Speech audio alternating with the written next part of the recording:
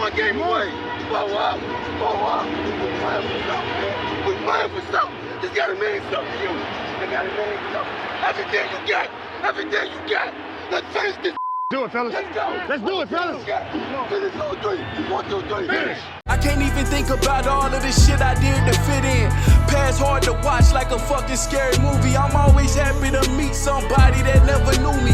Change for the better, hope niggas are living through me. I put it all on the wax so the people can know the true me. Hard to remain sane when the people you love the most is what's causing the damn pain. Y'all beef by the same thing, we ain't playing the same game. It's all for my family. She the girl of your fucking dreams, but to me she a plain Jane. You dipper and ball man, I duck when them calls came. This that higher level thinking. I'm the type to jump the fuck off of the shit before it's sinking. Not here for no new shit, my game slider boosted. Ain't I don't have to prove shit. Rockstar fight the fool shit. My movie, this the new script. I want a life with no bullshit, nigga. I know on these news clips. That's why I dap him and move quick. Won't be around when they move switch. Won't be around when they lose clips. Won't be around for they lose lips. Might be the reason they pull shit. Yeah.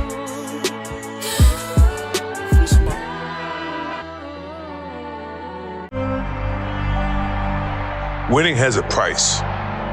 Welcome back to another episode of Kicking It with Saint. I am your host, Saint. Yo, check me out, bro. I'm gonna be honest with y'all. We supposed to be doing this Cowboys-Titans breakdown, picks and predictions. I got the Cowboys winning. The extent of the conversation tonight that would pertain to the Cowboys and the Vikings, it just ain't gonna be too long. Not the Vikings, the Titans. The Titans coming to this game. This is what I really don't understand too much, but I done heard so many people talk about it, so I guess it's whatever. I guess the Jags next game. Oh, the Jags already played Sunday. Bro, I guess the Jags win or loss for this next game don't matter. I guess. I don't know. But either way, for the Titans, this game does not matter. I don't know how exactly this game is like this, but so many people don't report it. Win or lose, this game don't matter for the Titans.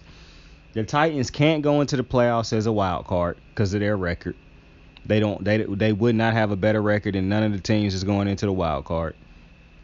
Next game is the only game that matters for the Titans. They have to beat the Jags or they're not making the playoffs. So the report says a whole bunch of Titans starters will not be playing. So you imagine that the Cowboys will do their jobs and, blast this Titans team. My problem, and I got the Cowboys winning this game and whatnot. I don't really care about, I'm not bothered by the Titans not having nothing to play for in this game. That's not what bothered me. That sometimes that's just how the season play out. What bothered me is that this shit is on Thursday Night Football. And I understand that they probably had to have it on Thursday Night Football. It was already scheduled for Thursday Night Football. I don't think you can flex Thursday Night Football games. But it's just Al and Kirk have had atrocious games this year on Thursday Night Football. I think that's a great crew. I done said multiple times, I think mostly every crew so far this year done been great. I still don't really like watching Tony Romo because he irritating. But aside from that, Joe and Troy, what's my man's name? The two who do Sunday Night Football been killing it, Collinsworth and Tirico. And Kirk and Al, they phenomenal on Thursday Night Football. I'm happy Amazon picked that up. However, I'm just happy because I remember growing up, Thursday Night Football, you just never saw that shit. It wasn't on TV. It wasn't on, nobody was getting NFL Network to see that shit. Like, I just remember back when I was coming up, Thursday Night Football was like, when that was a thing, like, nobody was watching that shit. That's just something you saw the highlights for. And then eventually, as it started getting, more prevalent. Anyways, I think the Thursday night slate done been rather boring. Not really necessarily boring. Just not having been up to par for the announcing team that you have. They got to figure something out for that next year, because to give them this game right here where the Titans going to be playing a whole... Now, listen, this could still be a good game. The Titans backups could come in and have a great game. I don't necessarily think that this will be a great game for the Titans because I don't think Malik Willis is an NFL quarterback yet, which is no surprise. He only done started, 3 games. Had no expectation of starting this year. Offense not built around. Excuse me. Offense not built around him. He don't take first team reps for the majority of the year. So I'm not surprised that Malik Willis is not ready to be a starter right now. But who knows what happens. But, I mean, it's not a who knows who happens. The Titans should win. I mean, the Cowboys should win this game. But we know how the Cowboys do, man. When you think the Cowboys should do something great, they let you down.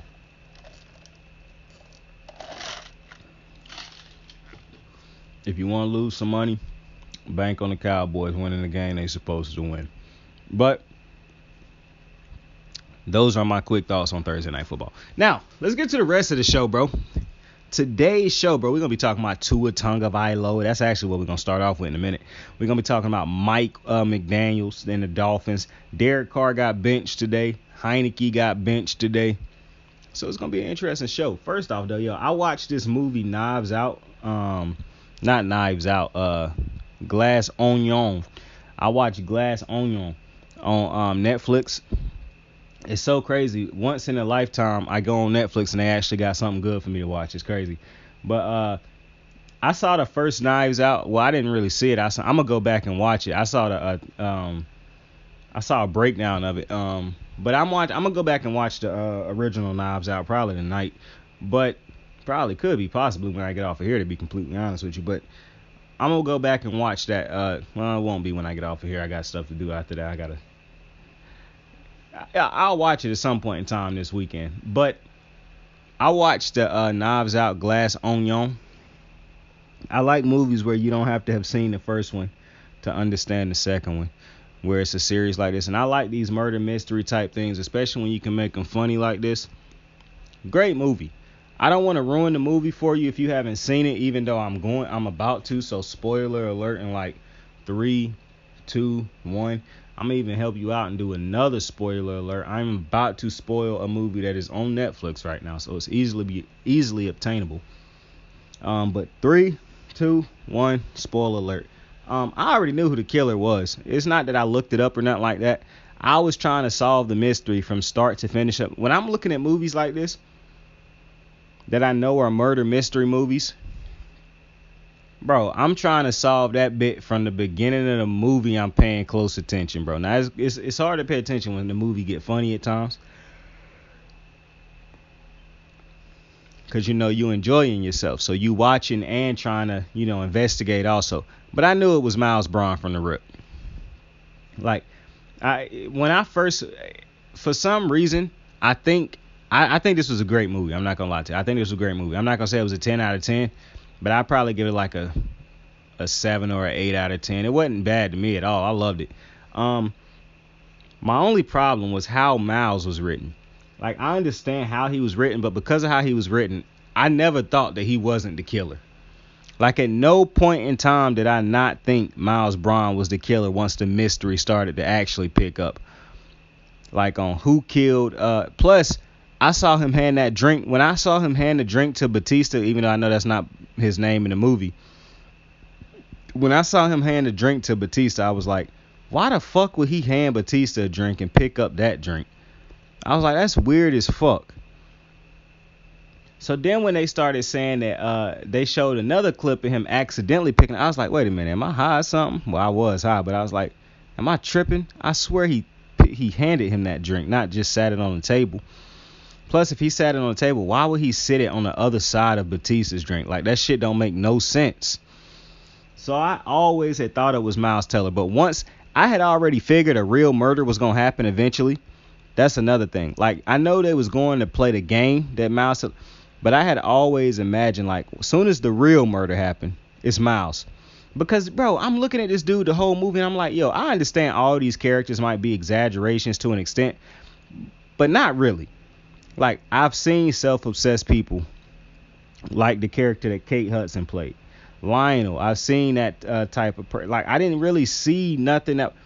Miles, though, was like every single like every single motivational poster or disruptor post. He like Kanye, what they call them motherfuckers? A free-thinking motherfucker. Like, I was like, yo, this dude gotta be the bad guy. Like, he gotta be the bad guy. And when the mystery started unraveling towards the end of the movie, I was like, bro, he definitely got to be the bad guy. And then when it was validated that he was the bad guy, I was like, okay, thank you. Because I was like, it's no fucking way. Even when they tried to say, oh, you know, people got motive to kill you and yada, yada, yada. I'm like, but who finna come here and try to kill him, though? Like, it'd be impossible to get away with that. I was like, all these people seem a little, you know, they can hate him and yada, yada, yada. But you start lying on, you start perjurying yourself in the courts and shit like that. I'm like, it really wouldn't make no sense to lie. I mean, to kill him, unless he threatening to turn on you, where he trying to like do something to take you down.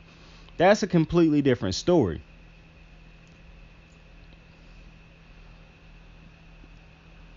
Throughout the whole movie, I'm thinking to myself, yo, this dude Miles is a narcissist. And I'm not even like, cause I know some people just don't like rich people. I'm trying to clear that out of my head that he was written to be a over the top rich dude. Now, you know, once I found out he did that to my black queen, Janelle Monáe, I was like, oh, this piece of shit.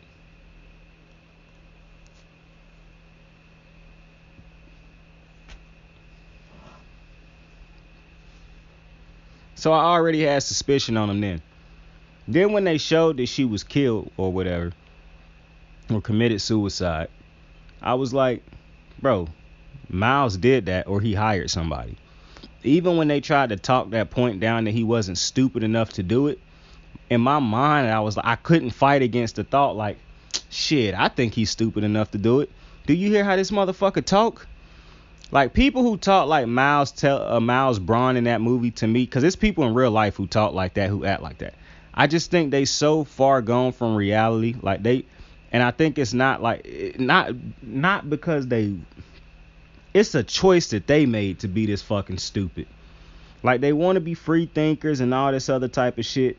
And really, bro, you just a dumbass. Like how he was how they proved at the end of the movie. Like, bro, I thought you was this smart dude, yada, yada. Bro, you just a dummy. And that's exactly what it ended up like. People keep trying to tell me, oh, Kanye sounds so smart, bro. If you really listen to, nah, Kanye sound like a dumbass. That's what he sound like. And so that's what this movie kind of reminded me of. Well, that's what Miles Braun reminded me of. A Kanye or Donald Trump type of motherfucker. Like, just feeding you all these dumbass quotes and these, oh, we the disruptors and all this other type of dumb shit that they be feeding you. And you got these pawns who follow along with them for so long. And I'm just thinking to myself, yo, you're not smart, bro. You're not hella smart. You're a dumbass, to be quite frank with you. And then when it's like, oh, this dude just stealing inventions, paying people to do all the work for him and shit. I'm like, yeah. This dude definitely got to be the bad guy. Because, see, I done seen a lot of movies where the bad guy is obvious, but that don't end up being a bad guy. And you like, bro, now how the fuck?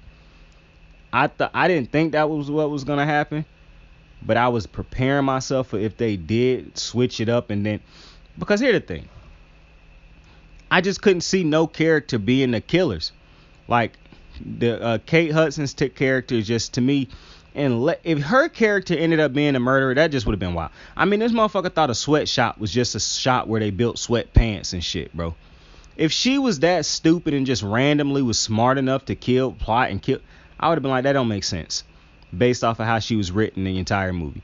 Then if Lionel had did it, I would have been like, I don't really understand why he would throw his career away doing something like this. Like, that didn't make sense. The politician side of it is no way she would put herself in no situation like that and think she wouldn't get caught. So I was like, it really don't make sense to me for nobody. And Batista, why would he do it as the media influencer he is? He ain't even on Miles. Like, Miles is what helped him get over something, but other than that, what? So I was like, I don't really see. I understand motive for everybody. I get motive. I just don't see any of these motherfuckers being able to. It's not that they stupid enough or not smart enough. I just didn't see them being the murderers throughout the entire movie. Nothing happened throughout the movie that made me say, yeah, this person could be over Miles. My mind was set on Miles' goofy ass the entire movie, bro. The entire movie. But let's get into Week 17, bro, and some of the stories from Week 17. So Tua Tagovailoa has officially, he will not be playing in the next game that they have. Teddy Bridgewater start. Tua is on concussion number 3 of the season. And I've been listening to everybody talk about this Tua thing all week. I haven't said nothing on it because I wanted to wait till I knew officially if he had another concussion or not. You on concussion number 3. I'm definitely shutting you down for the rest of the season. I understand that's something tough for the Dolphins to have to deal with when you're making a playoff push right now. Your quarterback, your starting quarterback, you don't want him. But for one, considering how he done played down the stretch, it really shouldn't be that tough a decision. Plus, you want to protect your quarterback because I can't put on good conscience, it's hard to put a quarterback out there. It's hard to put a player back out there after sustaining 2 concussions in one season. 3? I just don't know. Because Luke Kuechly retired at, 27, 28 from concussions. He was concussed every year. And he just retired. It feel like Tua could be headed down that road. Because I don't know how your brain getting better after 3 concussions. And, the rules that the NFL have for how you sack a quarterback, I don't got no problem with some of their rules. Because I do think they go too far with some of the sacks. But some of these sacks that I've seen Tua take, where they just straight up, slamming him down, yeah, those would probably be called. But then again, I understand some people saying, well, how do you sack him? Well, you don't got to toss him the way some Tua done got tossed, and some of these quarterbacks done being slung to the ground this year. But with Tua being on his 3rd concussion, I just don't think it's safe to put him back out there to be complete. And this really could be his 4th concussion if you think about it, possibly. So I don't think Tua should be playing anymore this season. Like I said, that's a tough decision when you a team that can make the playoffs. And if you get into the playoffs, now you got to start Teddy, and you ain't winning shit with Teddy Bridgewater. But at some point in time, it's got to be about a player's health over the winning and shit like that. Like, don't nothing supersede winning except for that. Real life problems supersede winning at times. And to me, this is one of them problems where this is one of those real life situations where Tua Tagovailoa is on concussion number 3 in one season. It's no way you should put him back out there. It's no way. I don't think he should retire. Even though, depending on how bad it is, like I said, that's up to him. But I'm not going to go to retirement right now, but I am going to say I don't think Tua should be put back on the field this season. And then that brings us into Mike McDaniels. I done seen Mike McDaniels take a lot of heat. I don't think Mike McDaniels is out there trying to get Tua Tagovailoa hurt. I don't think he is out there half-assing his job, not doing, because some people do their jobs better, absolutely. But to think that Tua himself is not, if Tua is not glaringly where everybody can see that he can cuss, because you can't just keep stopping plays after every big hit if it's not a helmet-to-helmet type of hit, because that's just going to kill the game. Then you'd be stopping the game damn near every play. So if Tua not telling you that he can cuss, and this is where it comes into the player's hand, Tua had to know he wasn't all the way there, but he didn't say nothing. And then from all the reports, like McDaniels realizing something was up with him after having a conversation with him, from how they said Tua was talking in the huddle and whatnot, Tua got to be accountable of Tua also.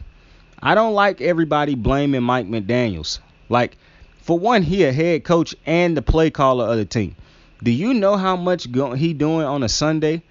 I still haven't figured out what certain head coaches' jobs actually are, who don't call plays, who are not known as like great head. I'm still not quite sure what their jobs are at times. I know what Mike McDaniels is doing on a Sunday. And with everything that goes into what he do, he can't be the only one who held accountable for Tua. You can't just say, oh, Tua got a concussion. Mike McDaniels should have saw that. Motherfucker, it's people in place to see that because of what everything Mike McDaniels is doing on a Sunday. And when you want to assess blame to all those different people, which I'm fine with if you want to do that, make sure you hold Tua accountable. And I'm not trying to shit on Tua or nothing like that. Love Tua. Tua have to know in a situation like Sunday, or whenever that game, Sunday, when it's not obvious that he was concussed, but he should know he concussed or he knows something wrong. Tua got to be able to take himself out of that game. It just is what it is, because it's certain situations where the head coach and players around him not going to know if Tua is concussed.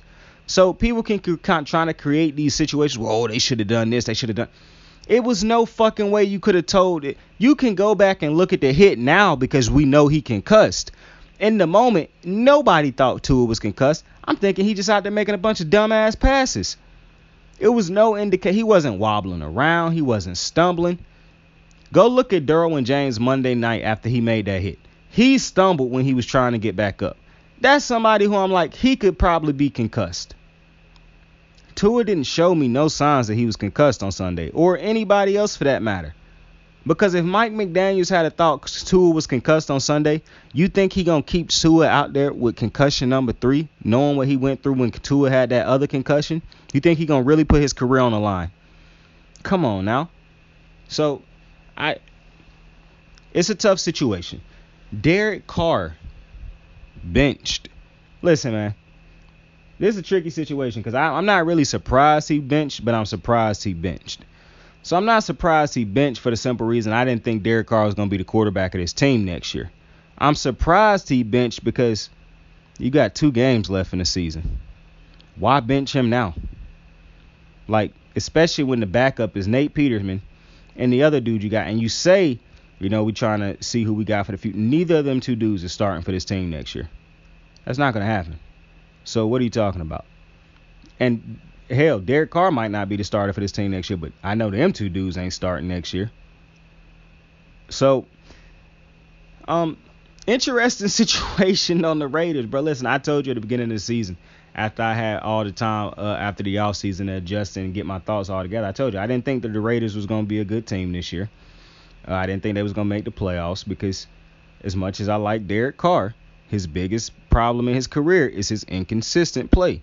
One year he looked decent, the next year he looked atrocious. The next year he looked like a good quarterback. The year after that, it's like, what the fuck is going on with Derek Carr? And you can continue to blame it on Gruden. You know, I'm not the biggest fan of Gruden's play calling, Josh McDaniels play calling, but at some point in time, we're going to have to hold Derek Carr accountable. You keep giving him all this excuses for last year and what happened. What about all the years before that? What about the year after that? Like, you can't just keep saying, well, last year this happened, this happened, this happened, and then we just ignoring all these other years where they were not a playoff team till last year. You get Davante Adams, you should be better this year, but you're not. And so we're going to blame everybody else except for you played with a team that was equally as bad last year. You didn't have a Chandler Jones and all these other things last year. This team made improvements in the offseason. The quarterback just didn't improve in the offseason, and that was the problem. It's a lot of things like people want to blame different type of things and go deeper into certain situations where it's not necessary. You look at the Packers. You can keep blaming the defense and all that. The Packers suck this year because they don't have Davante Adams. And they didn't adjust to not having Davante Adams. It's as simple as that. With the way they run their offense, you plug Davante in right now, this team is a double-digit win team, and they win their division. Because they chose not to move into a run-heavy type of style, and they continue to play as if Davante was there, you see the Packers for what they are. I don't know if Aaron Rodgers will look like this if he still had Davante, because Davante offset that type of thing. Davante going to make any quarterback look better than they really are. Now, you look at Derek Carr. One of the things that's interesting to me about Derek Carr is how Derek Carr don't even really play an erratic game of football. He played the quarterback position, the way you want people to play the quarterback, and still turn the ball over a lot. Still really not that, well, it's never consistent. You just look at the game against Pittsburgh, bro. That's a game that a team with Davante Adams and Derek Carr you would think would win. Not me. Especially when you look at what's on the other side for Pittsburgh. But not me. Because what does Derek Carr do great? What does he do good? What does he do at a top 5 level? Which is why it was still insane to me that Derek Carr was in the top 10 of Colin Cowherd's top 10 quarterbacks coming into the season. And Lamar Jackson wasn't. If that's not telling you how fucking moronic these dudes in the media are at times, then I don't know what else will. Derek Carr has been benched to end the season. Lamar Jackson carried this team, the Baltimore Ravens, so great that they in the playoffs yet again. I hear so many people talk about all these other young quarterbacks and whatnot. And like I said, the only quarterback I'm taking over Lamar is Pat Mahomes. Because Lamar Jackson is literally hitting all these milestones that these quarterbacks is hitting without anywhere near the talent that these other quarterbacks have. I mean, it must be nice to be Joe Burrow and have 3 number 1 receivers, a great running back, 2 great running backs, and be considered this just next world talent.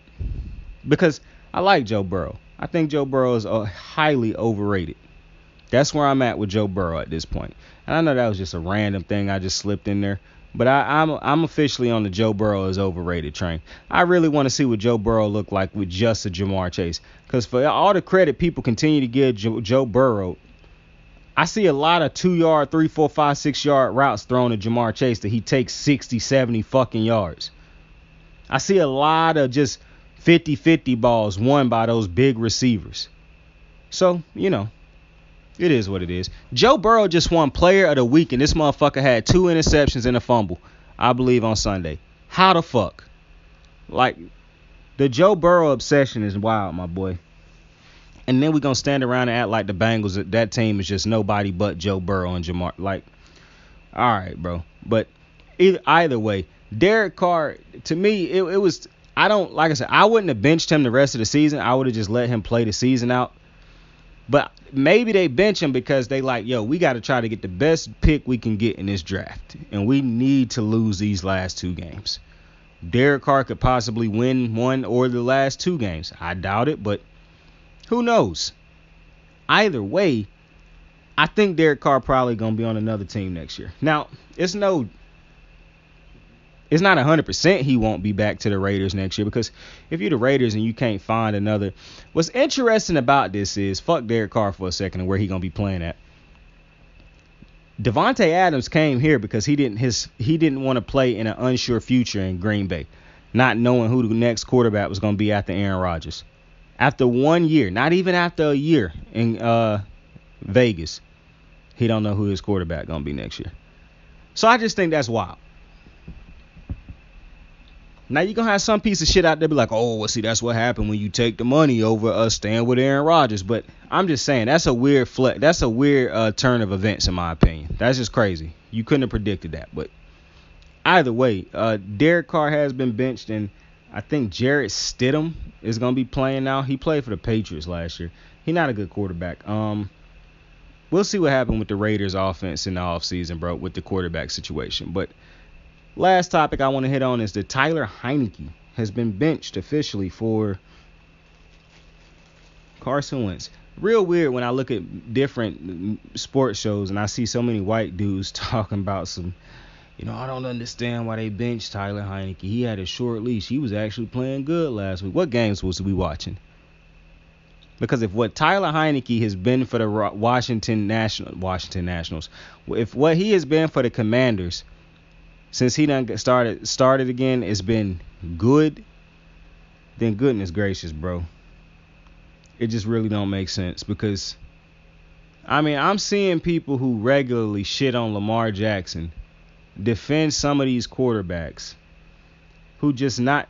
Tyler Heinicke to me is a backup. I done said it multiple times. That's not a starting quarterback. I know what I'm seeing. What's interesting is I don't think Brock Purdy is starting quarterback. I don't think he got the greatest arm. But it's a little bit different because you get to play in Kyle Shanahan's offense, an offense that's specifically set up to not need a quarterback right now. Or not even not to need, to succeed without having a true number 1 quarterback or a franchise quarterback. But I don't think Tyler Heinicke is a starting NFL quarterback. I don't think he got the arm talent. I don't think he got the decision making. He don't have an X factor. It's just the Washington Redskins. Apologies. It's the Washington Commanders get so tired of playing with the trash can quarterback they usually start the season off with over the last couple of years, and then they pull Heinicke in and he get him a breath of fresh air. It is what it is.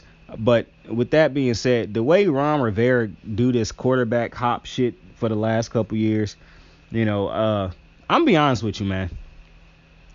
It's 2 head coaches that I don't know if I truly would fire, but I'm really leaning more so that I will fire their asses than I would keep them. And that's Ron Rivera and Rob Saleh. I don't think neither one of them motherfuckers is bad coaches, but I also don't think neither one of them motherfuckers is great head coaches to be. And the decision making that they done made, the fact that they cannot just stick with somebody, this constant changing of and I understand Mike White was hurt and all this, but the constant switching of the situations in New York with the quarterback, the constant quarterback situation in Washington with Ron Rivera for the last 2 years. Like, to me, ahead and the shirts that the Jets do for Mike White, like this open and very clear.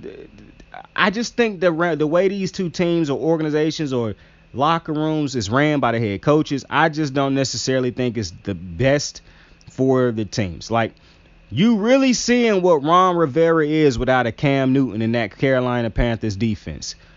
So, and like I said, Rob Saleh is as much as you can give him credit for that defense for the Jets. Take him off this Jets team right now, I can almost guarantee the Jets defense is still going to be this good next year. Like, coaching matter, but coaching don't matter that much when it comes to defense at times. You can have the talent and not see. I want to know how great of a defensive coordinator you are when you have the talent, because I just understand there's too many defenses out there that don't have all the requisite talent to be able to match up against certain offenses. So in that case, you do need your defensive coordinator to be smart enough, or you just need your offense to be great. Point blank, period. I look at a defense like, say, the 49ers, that's got all the pieces in the world. But I'm not going to hold that against DeMeco Ryans, because with all those pieces in the world, he could easily be having a half-ass defense. He's doing exactly what he's supposed to be doing with that defense. So while the defensive thing is it's just a tricky situation, in my opinion, because I just don't see the Jets defense falling off. But I think a defensive coordinator could come in and make the to make the Commanders defense play better than they already played. But I don't think the Jets defense is going to falter just because they lose Rob Saleh. And also, not just that, like I said, I just don't see, man, the way they flip-flopping quarterbacks, I just don't like it. I understand none of the quarterbacks on your roster is great quarterbacks. I get that. I still don't understand making multiple quarterback switches throughout a season unless you absolutely have to, which is due to injury. The start, bench, start, to me, it's just too much. And I saw a report, actually, that was saying that the Jets might not be fully sold on Rob Saleh. And I'm not trying to advocate for Rob Saleh to be fired or nothing like that. I just don't see. I don't think he's going to last longer than 2 more years, to be honest. Because I was thinking something to myself earlier today. If I'm Lamar Jackson, I do like the Jets roster. But why do I want to go play for Rob Saleh? A dude whose offensive philosophy for this team is run and play defense. I'm leaving that with the Ravens right now. I don't want to play with that in New York. Like, people can blame Zach Wilson for not being able to get these his receivers the ball. But this ain't the best offensive scheme. Like, this is a run power, run heavy, run first type of offensive scheme. And to me, that's just never going to be conducive. Plus, I personally don't believe the best offensive coordinators is offensive coordinators right now. I believe some of them out there are. You got to be enemies. But the best offensive coordinators is head coaches. The Kyle Shanahans, the Sean McVays. Those are the best head coaches, right? Those are the best offensive play callers in football, offensive game planners. Because I like what Mike Lombardi said. You know, one of the biggest problems with the Patriots, and I done said it all season, is the ignorance of Bill Belichick thinking that Buddy can call offensive plays.